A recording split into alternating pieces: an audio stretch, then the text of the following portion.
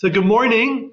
So today is the third day of the month of Sivan. So we are in 2 days, meaning tomorrow on Tuesday night, we will be celebrating the festival of Shavuot. Let me first tell you about Shavuot, which is coming first, and then we'll talk about the Parsha this week, a lot to talk about, and then we will get to our topic for the week. So let me begin with Shavuot. So this coming Tuesday night, we will be celebrating the giving of the Torah. We are still counting the Omer every day until we get to the Shavuot. We are now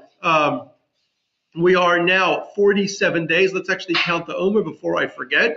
So say along with me. Hayom, Shiva, Va'arba'im, Yom, Shehem, Shisha, Shavuot, V'chamisha, Yamim LaOmer. Today is 47 days, which is 6 weeks and 5 days of the Omer. We have 2 days left to get to 49 days and 7 weeks. And the day after that, Tuesday night, is because days always start at sundown in Judaism. This Tuesday night will be Shavuot, will be the festival of Shavuot. So Shavuot is the anniversary of the day that we stood at Sinai and God gave us the Torah. In previous classes, we did last year a class where we spoke about what exactly that means, that God gave us the Torah. But in short, we made a covenant with God, a deal that we will be his chosen people and receive his chosen land, the land of Israel. And in exchange, we accept upon ourselves to study his teachings, his Torah, and follow the commandments that he has given us. So it's a two-way deal, a brit, a covenant that we made between us and Hashem.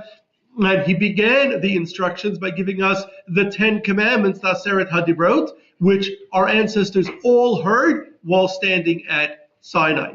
And so we've done classes in previous years where we spoke about the events at Sinai, we stood at Sinai, what it means to be a member of the covenant, and what exactly we're celebrating on Shavuot. So the Shavuot is a 2-day holiday. Unlike Passover, Sukkot, which have special mitzvahs, eating matzah, sitting in a sukkah, shaking the lulav. Rosh Hashanah has a special mitzvah of blowing the shofar. Shavuot does not have any special mitzvah, but it does have a number of customs. So it's a 2-day holiday. In Israel, it's only 1 day. In the diaspora, it's 2 days. We once did a class where we spoke about why the diaspora has an extra day for each holiday. So it's a 2-day holiday. So it starts Tuesday night at sundown, or we light candles 18 minutes before sundown, and it continues through Thursday evening. And so, yes? Do we also light Yizkor candles? We're going to have Yizkor on the second day. So on the second day. On the second night. Before we light, after we light the holiday candles, we could light Yizkor candle as well. So again, it starts Tuesday night, the eve of Shavuot. Well, the first thing we have, let me just go through some customs on Shavuot. One important custom we have on Shavuot is that we eat dairy, and many reasons are given for eating dairy on Shavuot. I've, in the past, given a class here where went through many of the different reasons for eating dairy on Shavuot, because milk is what sustains infants, and the Torah sustains us, or because we were introduced to the laws of kosher. We're not mixing milk and meat, and there are many, many other reasons given as to why we eat milk on Shavuot. Usually holiday dinners in Judaism are always meat dinners. We never have milk and meat together, but on Shavuot it's a custom to eat dairy meals. So we have dairy meals, and of course today there are a lot of fancy dairy dishes, and we will be having on Tuesday afternoon here at the JCC, following services, we will have a dairy buffet with cheesecake and blintzes and all sorts of other good Jewish dairy food. That's going to be on Tuesday. So on Wednesday, I take that back. Wednesday at about noon. We'll talk about the service, a very important service we're going to have Wednesday morning, and then Wednesday about noon we'll have dairy, but people in general have different times on Shavuot eat dairy. Another important custom for the holiday is that in many communities they decorate the synagogues, or people decorate their homes with flowers to remind us that the Torah is our life, right? And the flowers represent life, right? Sprouting. Also, the Midrash tells us that although Mount Sinai is in a desert, when it came time for the giving of the Torah, the mountain sprouted with flowers. It blossomed on that day the Torah was given in honor of the giving of the Torah. So for that we have flowers. We decorate with flowers on Shavuot. So Shavuot starts on Tuesday evening at sundown. We light candles 18 minutes before sundown, as we would on Shabbat. That's at 7:47 p.m. Tuesday night. We have a Shavuot dinner, as we do every festival. Many do dairy for the dinner. And then we have a custom that on the first night of Shavuot, we stay up all night to study Torah in preparation for the celebrating the moment that God gave us the Ten Commandments and at Mount Sinai the next morning. So in preparation for that, we stay up late at night and study Torah. So here in this community, for many years, we've reached out to people in the community to speak about various topics.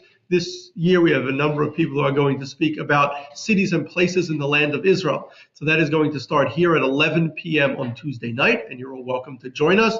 I know it's a little late, but we'll have coffee.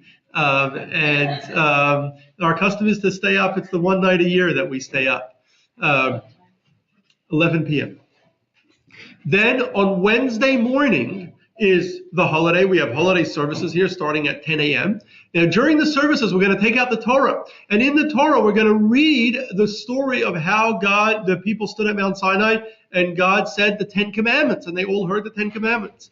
And when we read that story, we relive. It's as if we are renewing our vows, our covenant with God. We are reliving the original covenant that we made and accepting of the Torah, Kabbalat HaTorah.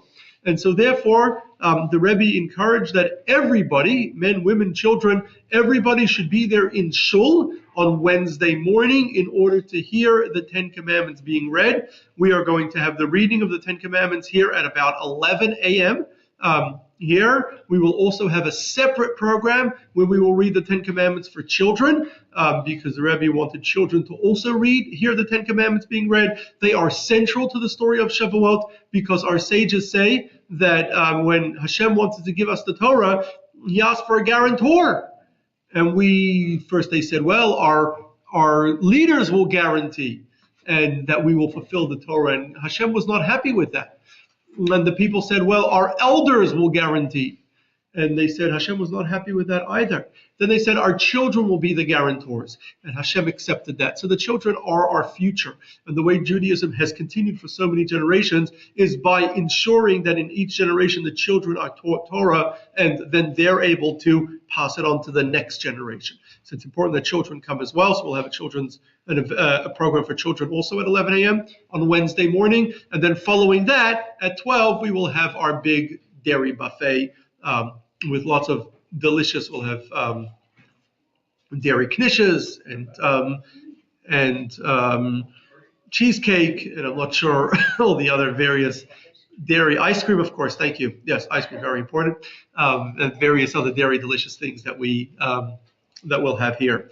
So join us for that. Then the Shavuot continues the second day. We light candles on the holidays in general. We've mentioned this previously. We don't do most of the work that we don't do on Shabbat, with the exception that we are allowed to light fire, but only from an existing flame. We're not allowed to create fire from scratch. We're not allowed to strike a match. We could take an existing flame and light a fire with it. We're also allowed to cook or do anything needed for food preparation on the holiday, on the Yom Tov, which we're not allowed to do on Shabbat. So we light candles the second night. We light after it's fully dark. So always on the second night of Yom Tov, we always light after dark, which will be at 8:49 p.m. But you have to light it from an existing flame. So you can either leave a 24-hour candle on Tuesday night that you'll have a pre-existing flame, or for those that have pilot lights on their stoves, that works as well, but you need an existing flame to light from. And then the holiday continues on to Thursday. Thursday, the second day of Shavuos, is one of the 4 times a year that we recite the Yizkor prayer. asking God to remember our loved ones that have passed on. Yizkor prayer is recited by anyone who has lost at least one parent. Someone who has both parents alive does not recite the Yizkor prayer and even goes out of the synagogue for the Yizkor prayer. But anyone who has lost one parent recites the Yizkor prayer. That will be on the second day of Shavuot on Thursday at about 11 a.m. And so there is a custom in some communities that on the days that they recite Yizkor, to light a candle, a 24-hour candle, yahrzeit candle the night before, which you can light after you light your second night holiday candles. Then after services, we're going to start services at 10. Yizkor will be at about 11. And then after services on Thursday, we're going to have over here a barbecue, just because, not for any particular reason, but we've been doing that for many years on the second day of Shavuot. Then the holiday ends after it gets dark on Thursday. So that is a little about Shavuot. Any questions about Shavuot? Yes? Why do they only celebrate one day in Israel? That is an excellent question. In Israel, they only celebrate one day. In the diaspora, we celebrate 2 days for all holidays, with the exception of Rosh Hashanah, where they do 2 days everywhere, and Yom Kippur, where we do 1 day everywhere. We once did a class on that topic, and I would encourage you. It's on my podcast, and I would encourage you to go there, and you could get the full answer to that question. Sure. Any other questions about Shavuot?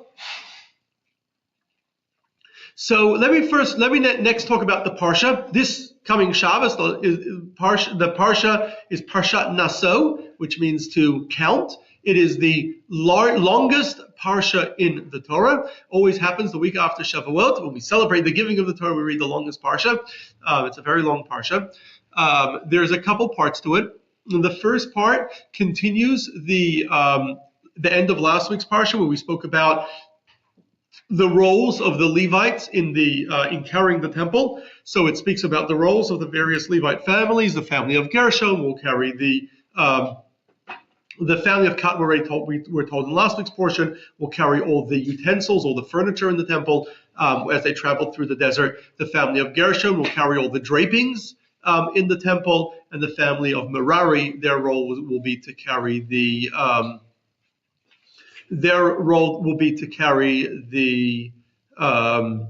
beams of the temple, the beams and the bases, the heavy things in the temple. Then God gives Moses a handful of commandments.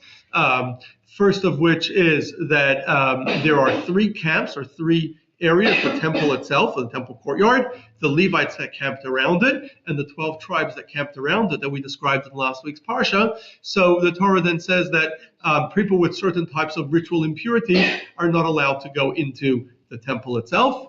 Other types of ritual impurities are not allowed to go into the Levite camp, and someone with tzarat, with a skin ailment that we learned about a few weeks ago, is not allowed that where the skin turns white, is not allowed to go into anywhere in the camp.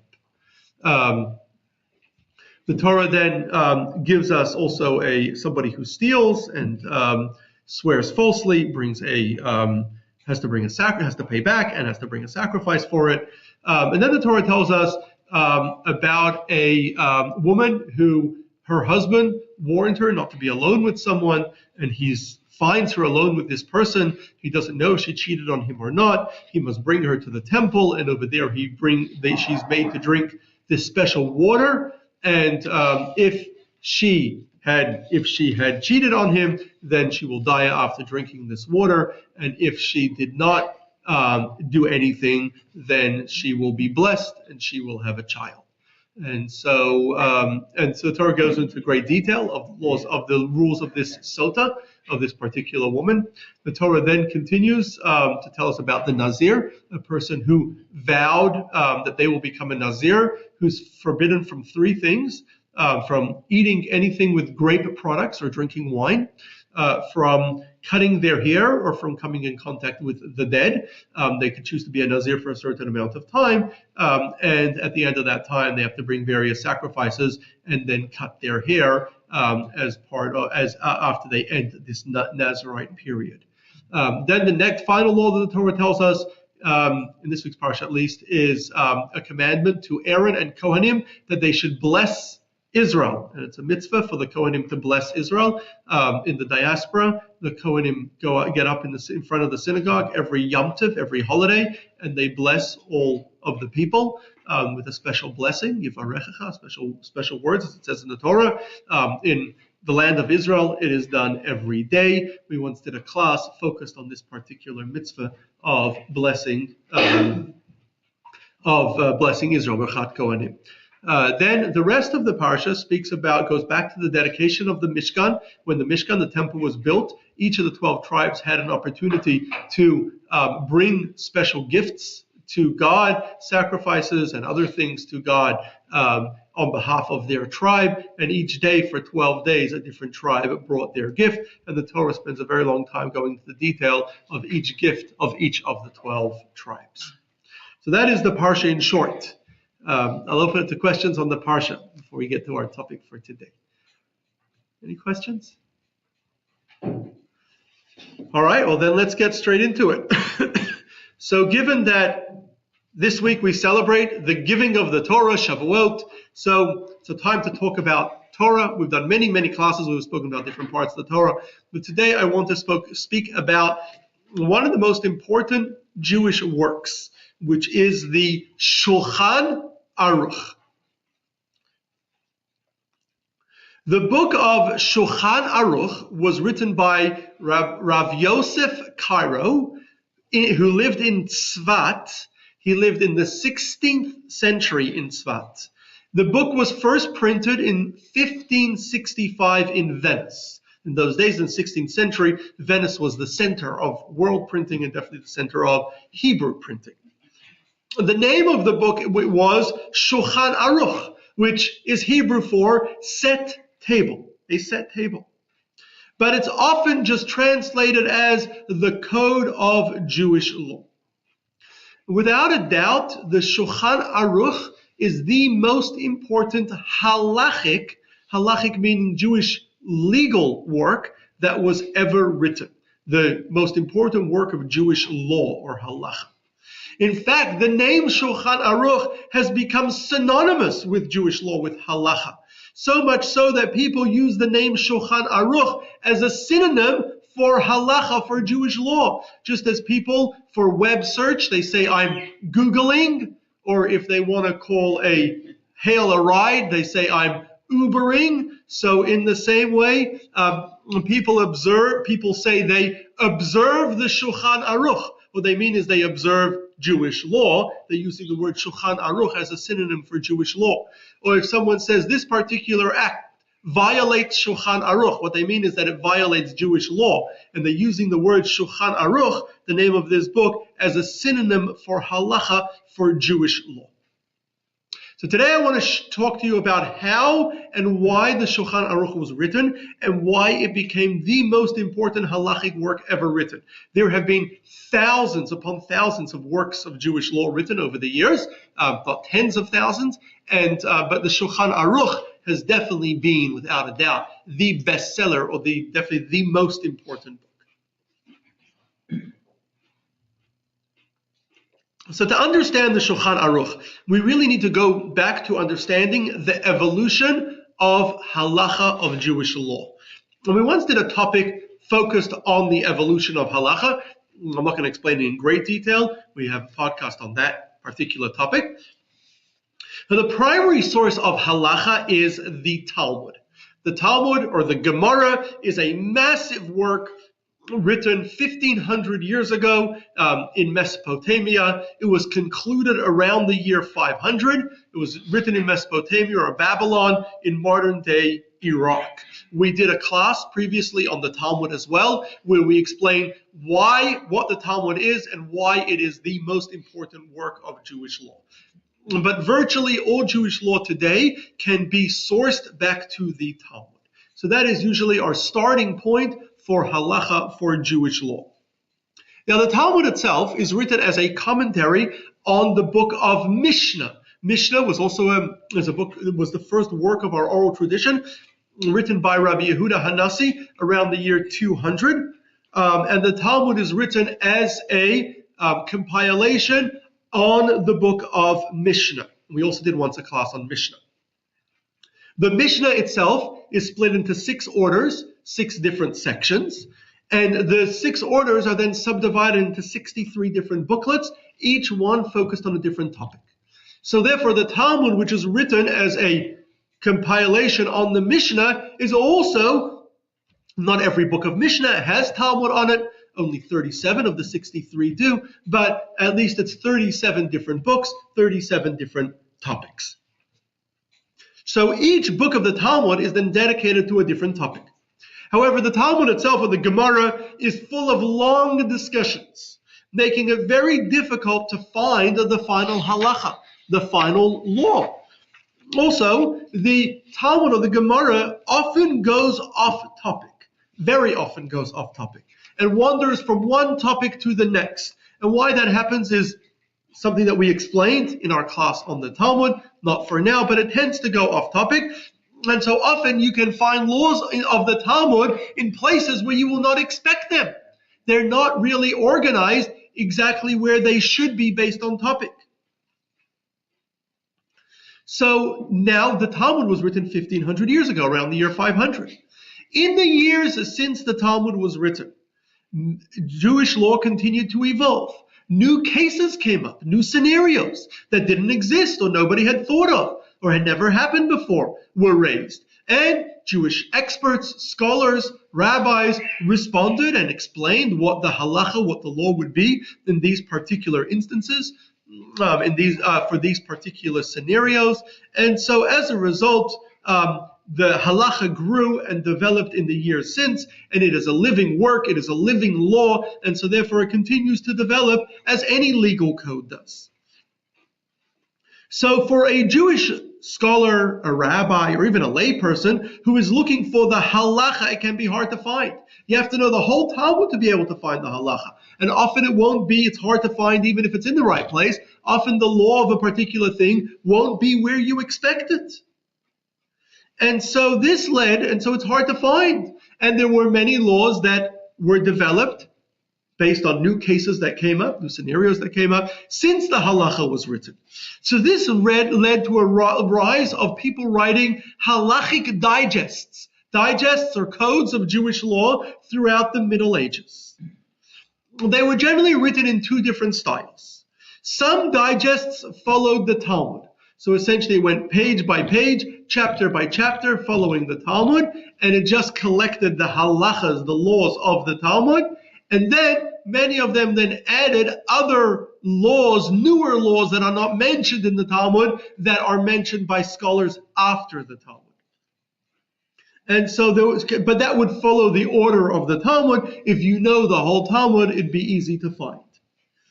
Others reorganize the halachas, reorganize their digests, to organize it in their own systematic fashion. The most notable such halachic digest was the book of Mishnah Torah, written by the Rambam or Maimonides, which organized all of Jewish law into 14 volumes and 55 subsections. A few months ago, we did a class on the Mishnah Torah of Maimonides, the Rambam. So there were many, many such works, though. The Rambam was only one of many. Rabbeinu Yaakov ben Asher was a 14th century Ashkenazi rabbi whose father Rabbeinu Asher, known also as the Rush, fled from Germany to Barcelona to escape persecution in Germany. And his father became the rabbi of Barcelona, and Rabbeinu Yaakov ben Asher lived in Barcelona, which is in Spain, of course, but he was an Ashkenazi Jew. And so he was also a great Torah scholar, and he wrote a halachic code, a halachic digest, covering all of practical halacha, all of practical Jewish law relevant to his day, and he called his work Arba Turim, which means the 4 columns. 4 columns because there were 4 volumes. It was a 4-volume book. The first book he called Orach Chaim, which means the way of life, and that was laws for everyday life, laws for the layperson. The second book he called Yora Dea, which means instruct knowledge, And that is the laws for the rabbis. That is laws that rabbis need to know. The third volume he called Choshen Mishpat, which means the breastplate of judgment. And this is all of civil law for Jewish civil courts and civil court judges. And the fourth book he called Even HaEzer, which means the stone of salvation or help. And it's a book of marriage laws. And this was for rabbis and judges of family courts that they should know for family law. So these four volumes were called the Arba Turim, 4 columns. The Arba Turim was unique as a digest in that, unlike many of the other digests that just wrote the law, he also not only wrote the law but quoted the sources. It's great when you have sources because you know where he got it from. Maimonides writes that his biggest regret in writing the Mishnah Torah, which was very, very popular and a great work, the most comprehensive book of Jewish law ever written, his biggest regret was that he never wrote his sources. And throughout his lifetime, the rest of his life, he had to answer questions explaining sources for different laws that people couldn't find the source for.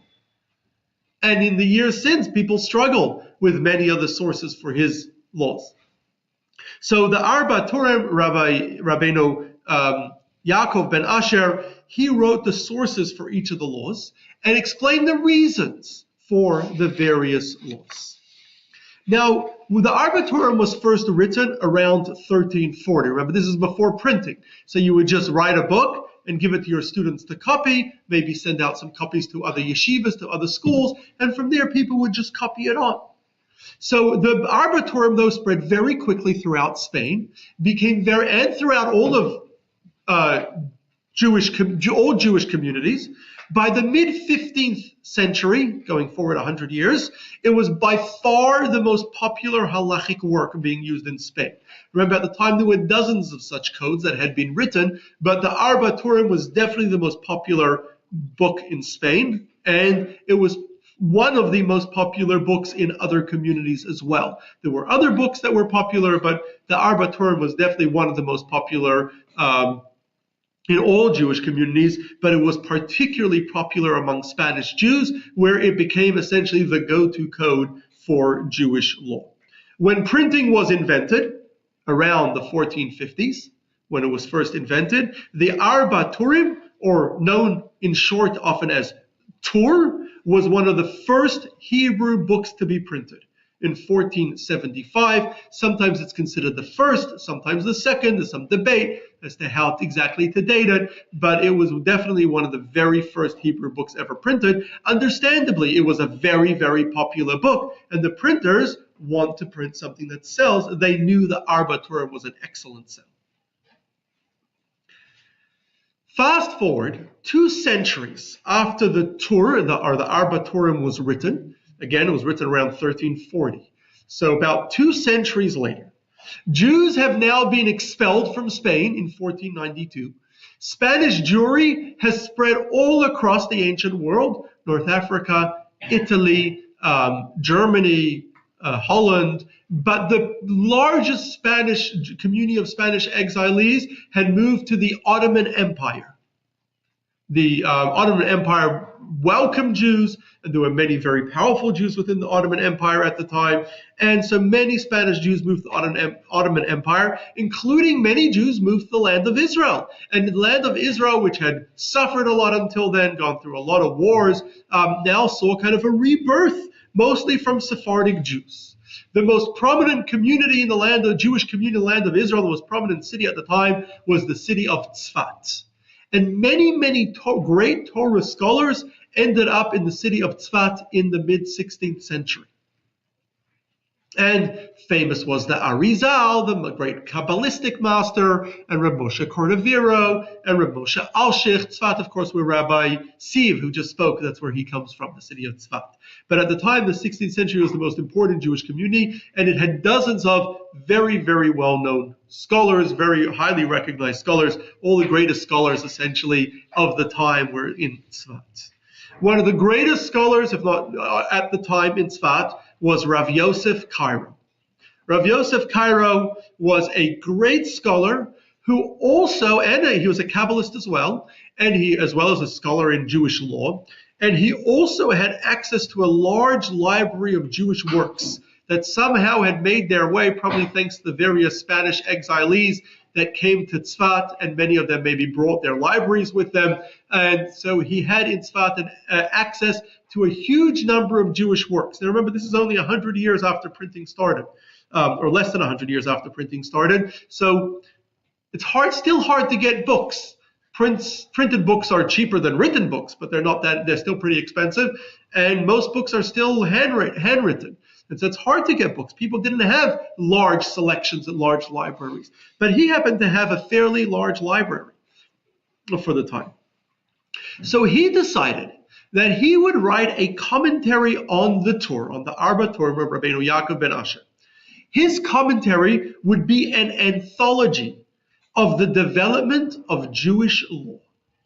Essentially, what he did was he would take each halacha, each law in the Torah, and show its original source from the Talmud, which we said is the origin of all of Jewish law, or if it's not mentioned in the Talmud of its other early Jewish works, find its earliest source, and then explain how that law developed and how that law evolved over. He lived 1,000 years after the Talmud was written. He's in the 1500s. The Talmud was completed around the year 500. So how the Jewish law had evolved over 1,000 years to make it to the law as it is in the Torah. And then he continued. He's 200 years after the Torah. And so he continued to explain how the law evolved since the days of the Torah. And then he would give his final law. He also included books that were not earlier works that he had access to, that were not mentioned in the Torah, either because the Rabbeinu Yaakov ben Asher in Barcelona simply didn't have those books, and Rav Yosef Karo did, or books that were printed after, or written afterwards, in the days since the Torah had been written in around 1340. And so he pulls that all together in a very, very organized way. And now he shows how each law had evolved from its original source, either in the Talmud or a subsequent source, and how it evolved till what we had in his day. And so he called his anthology, this extensive work, very, very large work, multi-volume work, he called it Bet Yosef. His name was Yosef, and it was very common for Jewish scholars to name their work after their own name. Bet Yosef means the house of Joseph. Now, the Bet Yosef was a very, very useful book for Jewish scholars, because the Torah, the Arba Turim, was a halachic work that everyone was very familiar with and was widely available. Everybody had it. It was the most widely used halachic work. And it had an easy index. It was easy to find a law over there. And so if you wanted to know a particular law, you could look at it find it in the Torah, and then using the Bet Yosef, which is written as a running commentary on the Torah, you can then read the entire evolution of that law to understand how that law was arrived at, how they arrived at that conclusion.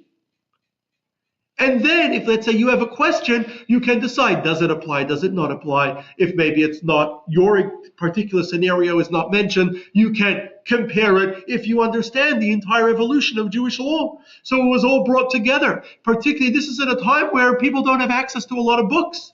You definitely can't go on the internet and start searching. Today, there's databases you could go on of Jewish books that have hundreds of thousands of books, and you could just go on and start clicking. But then they didn't have that. Right? You had whatever you had. So here it brought together he had a large library, many works. It was an anthology of really the evolution of Jewish law until his day. And so it was such a useful thing for any Jewish scholar. You wanted to know the law and understand how we got to that law. All you had to do was read the Bet Yosef.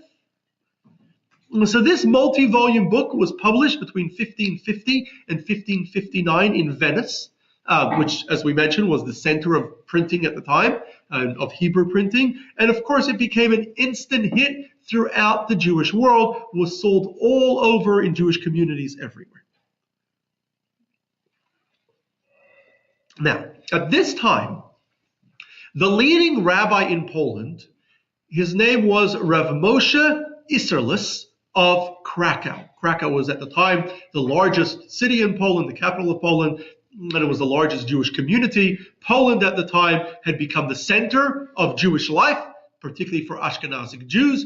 It was a very, very, very large Jewish community, and Poland was also a large country that covered most of what today we know as Eastern Europe. It was not just Poland, it included Lithuania and Belarus, and much of Ukraine was all parts of Czechoslovakia, Slovakia, and even down to Hungary. It was a very, very large country and a very large Jewish community. The leading rabbi of Poland at the time was Rabbi Moshe Israelis, the rabbi of Krakow. Now, he was working on a similar book on the Torah. Same idea, that would explain all the sources and evolution of halacha until his day. However, Rav Yosef Cairo in Tzfat in Israel beat him to it. And he saw when the books of the Bet Yosef reached Poland, he saw that all of his hard work, that he had written a similar work, and he saw that all of it was already printed in the Bet Yosef. His job was done. So he didn't think there was much value of printing his own work, which essentially did the same thing. Had this essentially anthology of all of Jewish law, how it evolved until his day. However, he felt, reading the Bet Yosef, he felt there was still something important for him to add. Firstly, the Bet Yosef was very, very long, which is great because it gives you all the sources and the entire evolution. But some people might find it too long. So he figured he could write a summary, a much shorter version of the evolution of halacha. Also, he noticed that the Bet Yosef, while he had a large library in Tzfat, he was missing a lot of books. He was primarily missing Ashkenazic books. Rav Yosef Karo himself was a Sephardic Jew. Most Jews in the Ottoman Empire at the time were Sephardic Jews. Most Jews in Tzfat were Sephardic Jews. The books that they had were mostly written they had the important Ashkenazic works as well, because Jewish books made their way around throughout Jewish history. They had many of the major Ashkenazic works as well. And the Bet Yosef quotes Rashi and the Tosfos and many other important Ashkenazic figures. But many lesser known Ashkenazic works or more recent Ashkenazic works were not known to the Bet Yosef. He didn't have them. And so he was missing many important Ashkenazic books. Finally, in addition, the Rav Moshe Israelis, or known in short as the Rama is the acronym for Rav Moshe Israelis. So Rama in Krakow, in Poland, realizes that the Bet Yosef, at the end of each discussion, then he has this kind of whole evolution of Jewish law, and at the end he always writes what the final law is, what he believes the final law should be. But how do you rule, if there's a debate among Jewish scholars, how do you decide what is the final law? So Rav Yosef Karo used a very interesting way to decide the final law. He mostly looked at three leading halachic experts. The first was Rabbeinu Yitzchak Alfasi, who was a 11th century scholar from Fez, Spain, or Alfas as it was called in Hebrew, Fez, Morocco, or Alfas as it was called in Hebrew. And he wrote a book known as Piskei Harith. Maimonides, the Rambam, who wrote that famous code Mishnah Torah, and the Rabbeinu Asher, known as Piskei Harosh. He wrote a book known as Piskei Harosh, and he was actually the father of Rabbeinu Yaakov ben Asher, who wrote the Torah. So taking these three halachic scholars, what he would do is he would almost always follow these three halachic scholars, follow their conclusion, and ignore all others. When these three halachic scholars debated, had disagreed, he would always follow whatever the majority of the three. If two over one felt one way, he would follow the two over that one. The Ramah of Moshe Israelis had two big problems with that. Firstly, he felt this was a novel way to decide halacha. Generally, the way halacha was decided it was decided based on the way you understand the correct law, right? Whom do you think understood the law correctly, right? And it would be based on it would be generally we would follow a later scholar. In other words, if an earlier scholar says a law, and then the later scholar quotes that earlier scholar and says, I disagree with him for this and this reason, then given that the earlier scholar never heard the argument of the later scholar, the later scholar knows the arguments of the earlier scholar, and yet disagreed, we generally follow the later scholar if we have trouble deciding. But to just take 2 out of 3 like that, and just take these 3, why choose those 3? And so he felt that wasn't right. He was particularly concerned because of these 3 scholars, 2 of them, Rabbeinu Yitzchak Alfasi and the Rif, Piskei Harif, and Maimonides were both Sephardic. The Rosh, Rabbeinu Asher, although he lived in Barcelona, was an Ashkenazi. So it really wasn't fair. It was 2 Sephardic rabbis against 1 Ashkenazi rabbi. So what tended to happen is the law that the Bet Yosef ruled was the way Sephardic Jews tended to rule. Often there would be a gap or a difference between the way Sephardic Jews tended to rule and the way Ashkenazic scholars tended to rule. And the Bet Yosef tended to follow the Sephardic Jews, following the Rif, Rabbeinu Yitzchak Alfasi, and Maimonides. And so that ignored all the Ashkenazic scholars. And so therefore the Ramah of Moshe Israelis decided that he was going to add an addendum, a work essentially written as an addition to the Bet Yosef. He called his work Darkei Moshe, the ways of Moshe. His name was Moshe. And this Darkei Moshe included firstly a summary of the Bet Yosef's evolution of each halacha. If you didn't want to read the whole thing, you got a short summary. And then he also quoted the Ashkenazic works that the Bet Yosef had missed out, the works that he had of halacha that the Bet Yosef had missed. And then finally he then concluded with rulings based on what he felt was the correct halacha, often following what was the common Ashkenazic way of ruling as opposed to the way the Bet Yosef ruled. And so in many things he disagrees with the Bet Yosef as to what the final halacha is. Let's take some questions. Yes? Go ahead. So is it the way that they decided this, is it kind of similar to the way that they decide ethics? Well, Jewish ethics is based on halacha, on Jewish law. So it all follows the same system. It could be laws, it could be civil law, how people sue each other in Jewish court. It could be family law, marriage, divorce. It could be laws of how to keep Shabbat, or laws of kosher, right? Or it could be laws of business ethics, right? They're all parts of halacha, of Jewish law, and it all follows the same system. Yes, Eli? Question. You were talking about Ashkenaz and Sephardic. Now, we have different minhagim and Hasidic tradition. Yes, there are different customs from Ashkenazim and Sephardim. Why we have different... Why did they split? That's an excellent question. Why one does accept the other, the other ones? Why did they split and how did they split? So we once did a class on how Ashkenazim and Sephardim split. And it's on the podcast, and I would encourage you to listen to it. And we spoke about that in great detail. Again, simply speaking, they lived in different areas. And so people followed their own rabbis. And so Ashkenazim tended to follow Ashkenazi rabbis, and Sephardim tended to follow Sephardic rabbis. Now, within the Ashkenazic and Sephardic communities, there were also many variations, right? There were disagreements in halacha, in Jewish law. And often, not always the Sephardim do it one way and Ashkenazim do it the other way. Although, as we're soon going to see, the Rav Moshe Israelis, the Ramah, and Rav Yosef Karo were very much responsible for cementing this split. But it's not always like that Sephardim do one way, Ashkenazim do the other way. Firstly, for 99% of Jewish law, it's the same.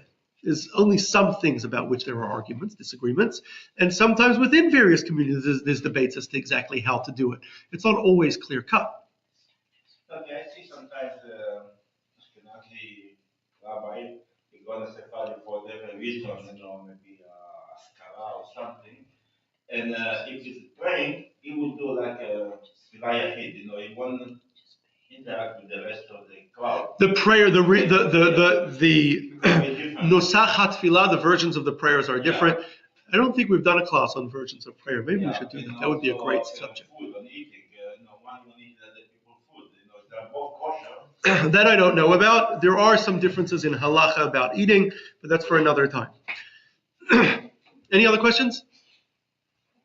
So let's continue. So we still didn't get to the Shulchan Aruch.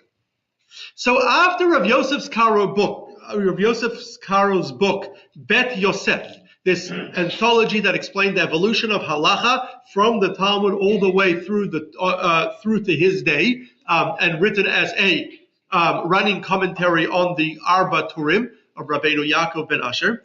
After it was met with great success, he published it again in the 1550s in Venice, and it sold out very, very quickly. It was an extremely, extremely popular book. It made it to Poland. It made it to virtually every Jewish community in the world at the time, within a few years. It was very, very, very popular.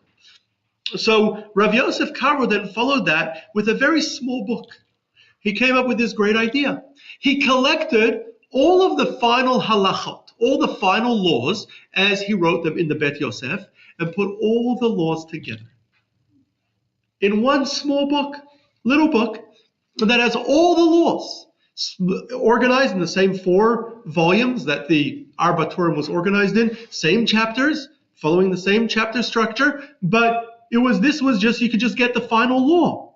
This is good for a layperson who just has a handy book in Jewish law, just a reference book. You could go and look what's the law in this for this and this. It's also useful for a scholar. A scholar wants to research the law quickly without having to read through the long discussions of the Bet Yosef. You could find the final law quickly. If you want to know how we got to that law, go read the Bet Yosef. But if you just want to know what the law is, Shulchan Aruch is a really good book, a really easy book to read. So he calls his book Shulchan Aruch, which literally means set table. Why? Because it had all the laws set clearly, concisely, easy to read book.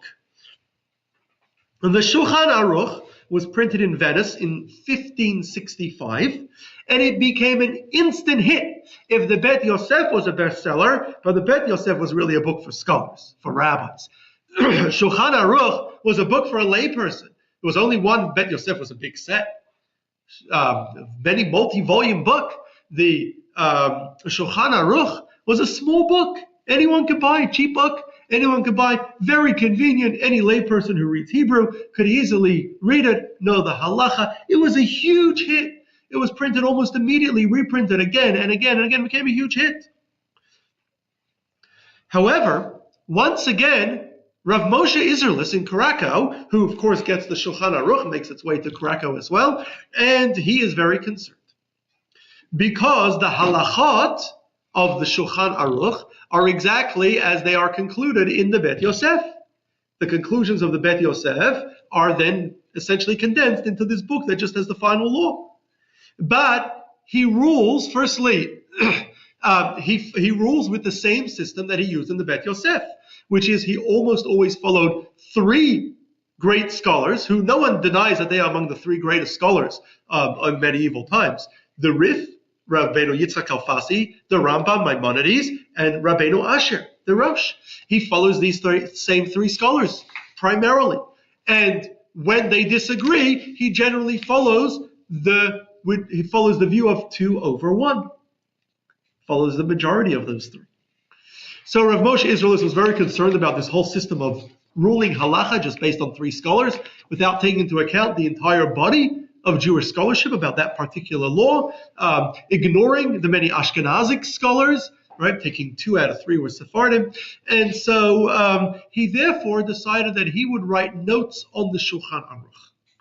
And he added, wherever he thought the halacha should be different than it said in the Shulchan Aruch, he wrote notes.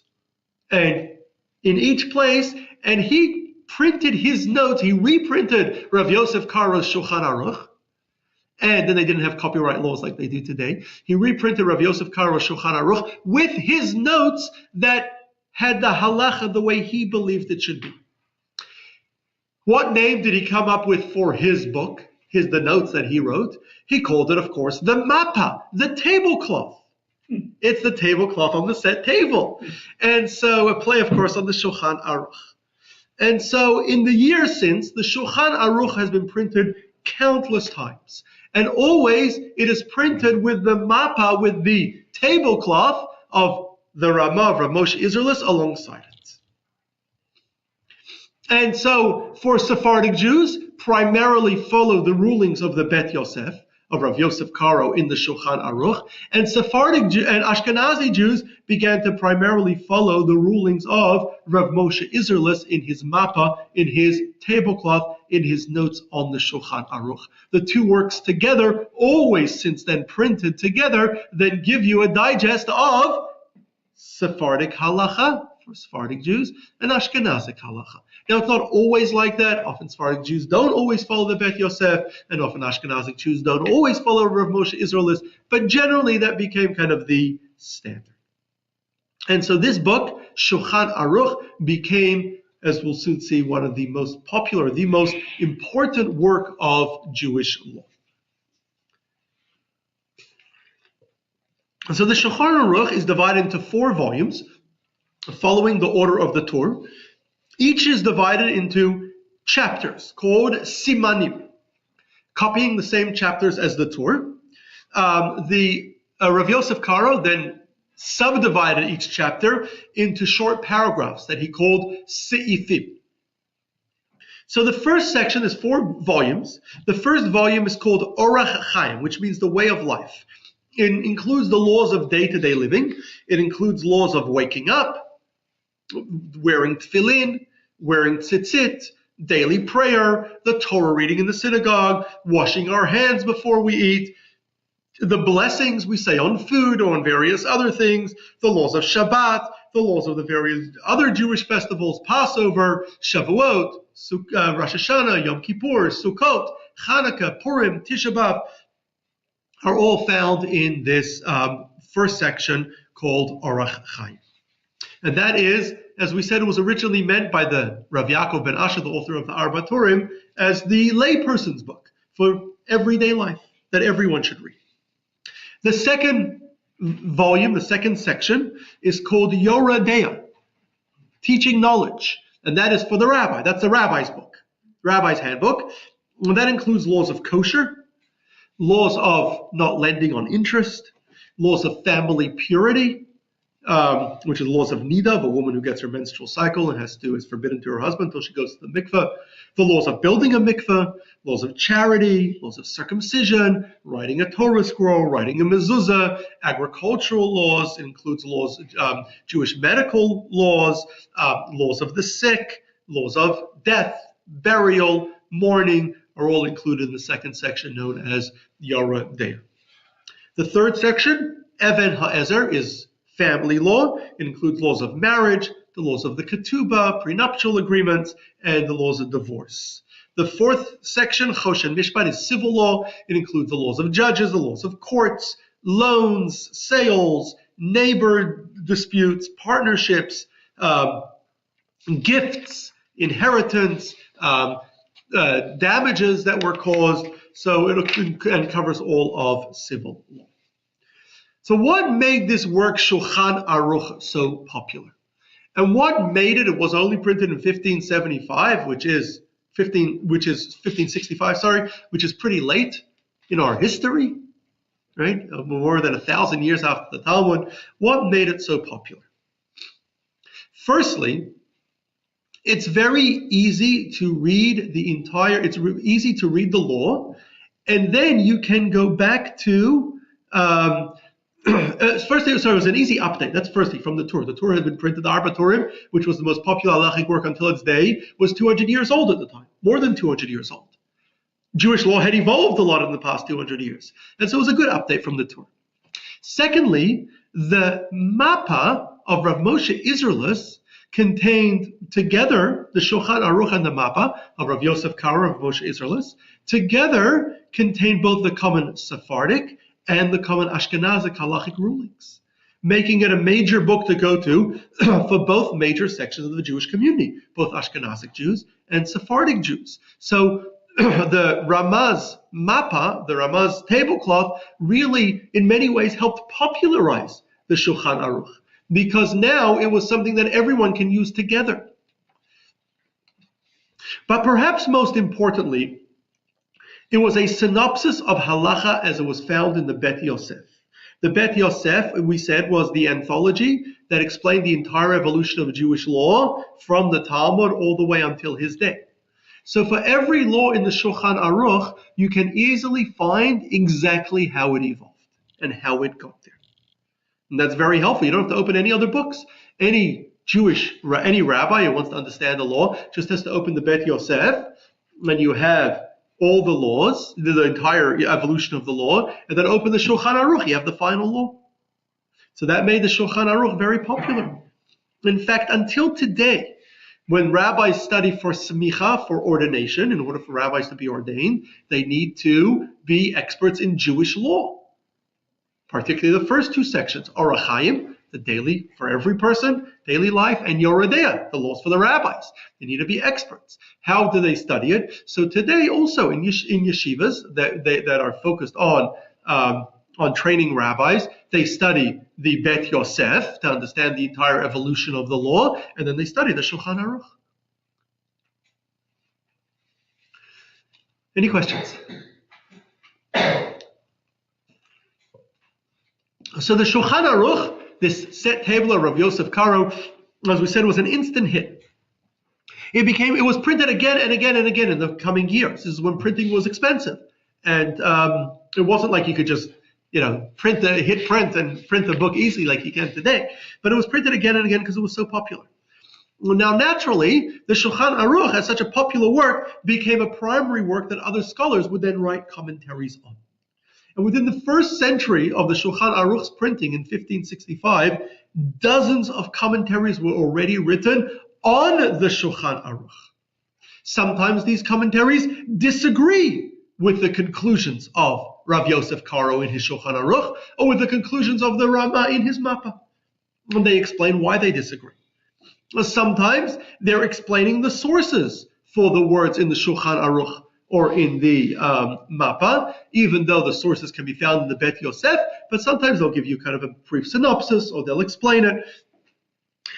Sometimes some of these commentaries are bringing other relevant laws that developed in the years since the Shulchan Aruch was written. Of course, as a living body of law, halacha, Jewish law, is always evolving. There's always new scenarios rising. There's always new questions that are coming up. And so they also include the laws as they have evolved since. So soon, while the original Shulchan Aruch was this very small book that was printed with just a synopsis of Jewish law in one volume, but soon Shulchan Aruch was being printed with many commentaries alongside it.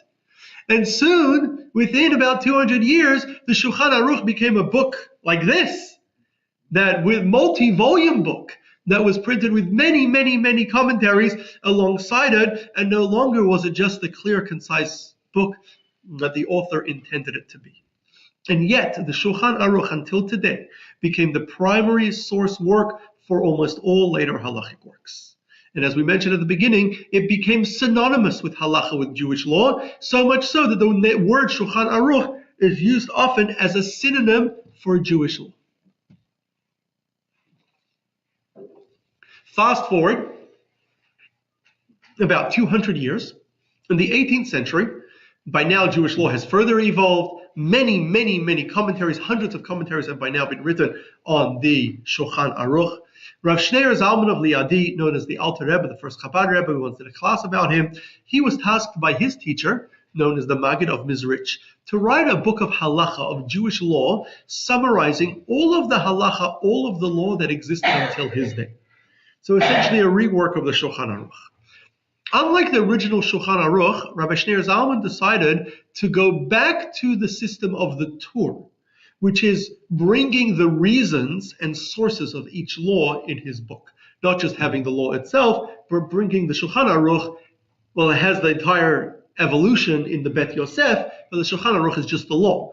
But here he went back and he wrote all the reasons and sources of each law in his book. Unfortunately, most of his book was lost, but we do have most of his Shulchan Aruch that he wrote on the first section, Orach Chaim, which is for daily life. And we have small parts of his work on Yoredea, which was the rabbi's book, and Choshen Mishpat, which was civil law. So the parts that were available of the book were published right after his death in 1814. And they quickly became extremely popular.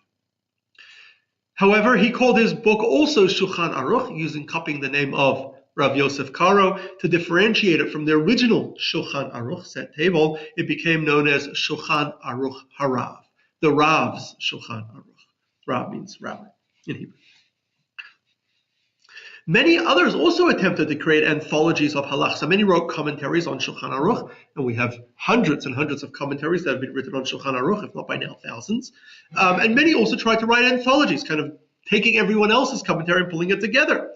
For example, Rabbi Yehuda Ashkenazi of Tiktin in Hungary wrote a book called Be'er Hetiv, which he printed in 1742, about 200 years after Shulchan Aruch was printed.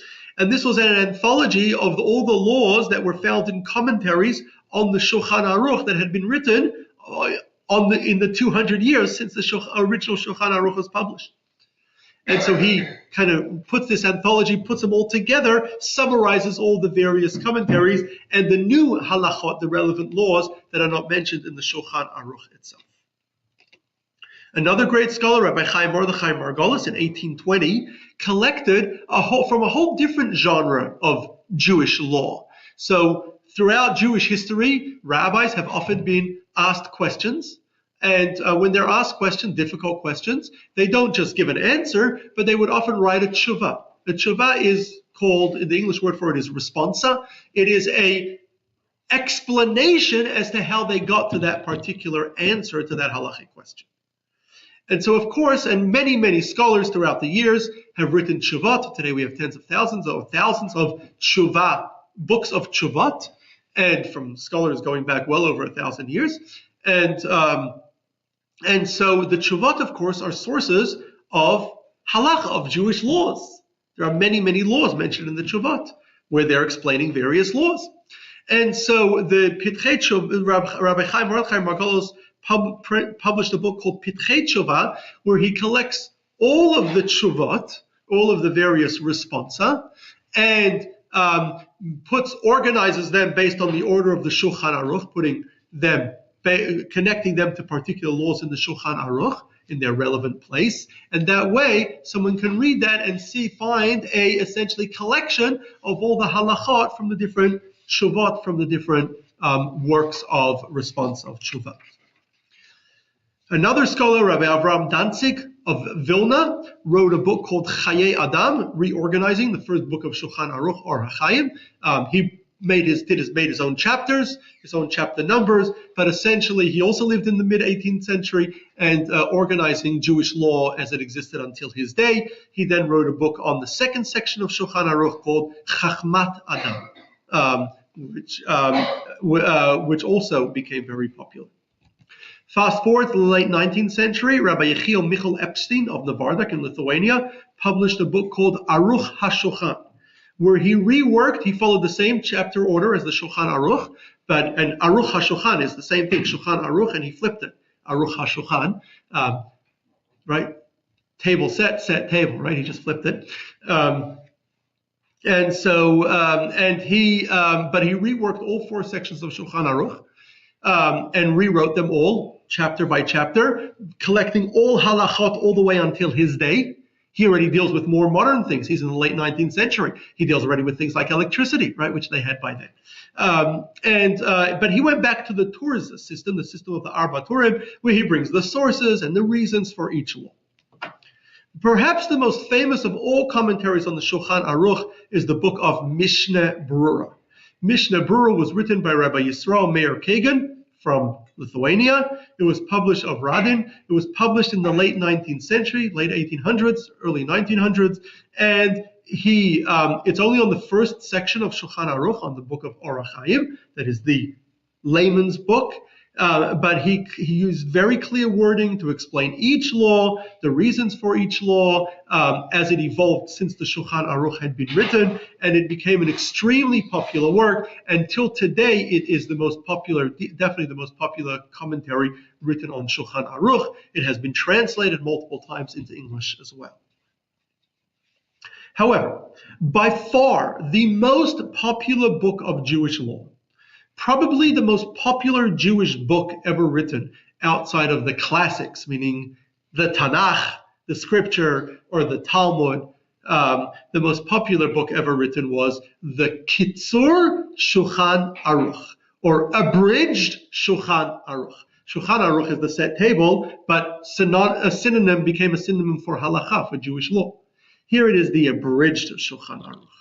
This book, Kitzur Shulchan Aruch, was written by Rabbi Shlomo Gansfried from Uzhorod in western Ukraine. It was known to Jews as Ungvar. That was the Yiddish name for the town. A lot of cities in Eastern Europe have Polish names, Ukrainian names, Yiddish names, right? They all have Russian names. So the names often vary based on which language you speak it. So he wrote this short, easy to read book of practical Jewish law for every Jew. He reorganized the book, chapters, he made his own chapter structure, broke it down into paragraphs like the Shulchan Aruch, by using his own chapters. And he made very clear, practical laws. Any law that wasn't relevant to your day-to-day life, wasn't relevant to the average person, he left out. So it's only very, very, not theoretical, laws questions that once came up, but very practical laws to know what to do every day.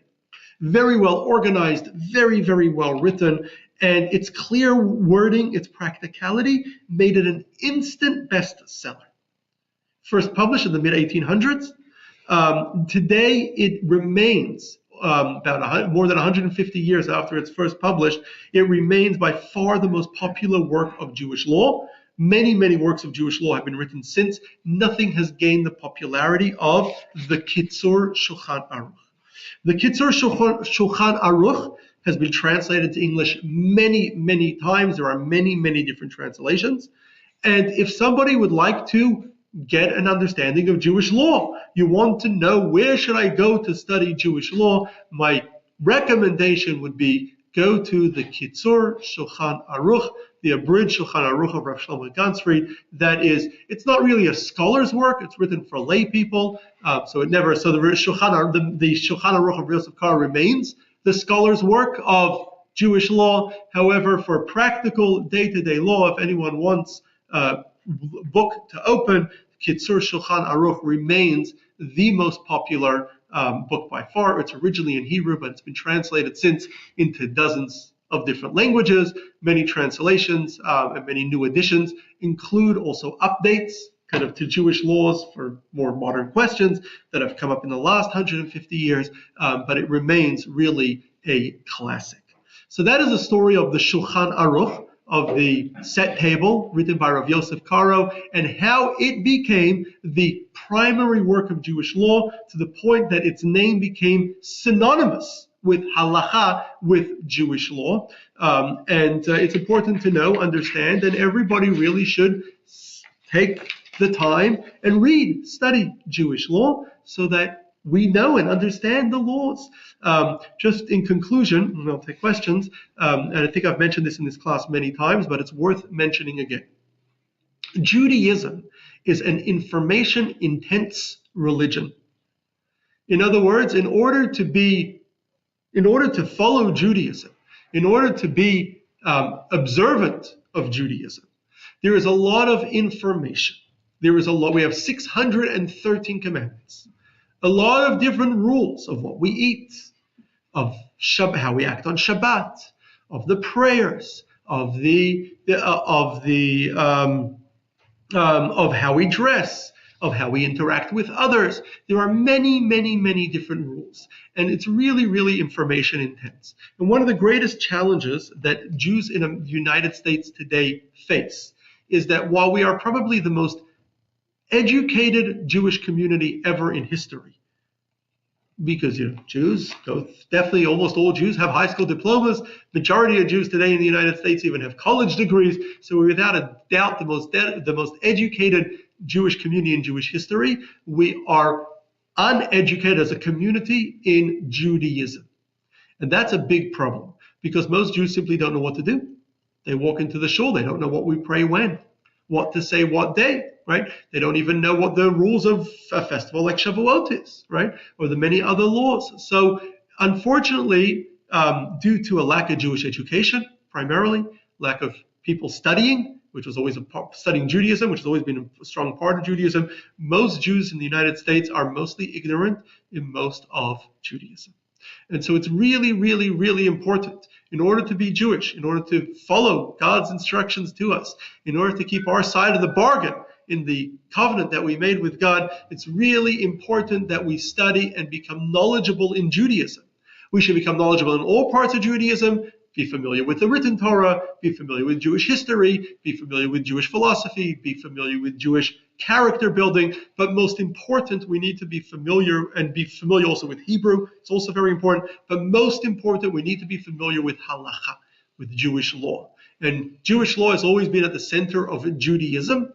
Judaism is always focused on Jewish law. Our sages in the Talmud say that Misha nechra bet hamikdash, from the moment the temple was destroyed, when the temple stood, the temple was the center of Judaism. Now that the temple is destroyed, en la kadosh baruch hu ba'alamo ella dalet amot shel halacha. God can be found in Jewish law. The center of Judaism is no longer the temple, but it is Jewish law. And so it's really important for everyone to familiarize themselves with Jewish law. I would strongly encourage you to get a copy of Kitzur Shulchan Aruch if you don't have one already, and begin reading it regularly. It's a very, very good book to read and to know. There are many other more modern books of Jewish law that I can recommend on particular various different subjects. Happy to recommend, but it's really important that we understand the evolution of Jewish law, as hopefully we understand from today, as well as study it and get to understand Jewish law. So I wish you all a happy Shavuot and look forward to seeing you over the holiday. Who was the Ukrainian Rabbi Shlomo Gansfried. Gansfried?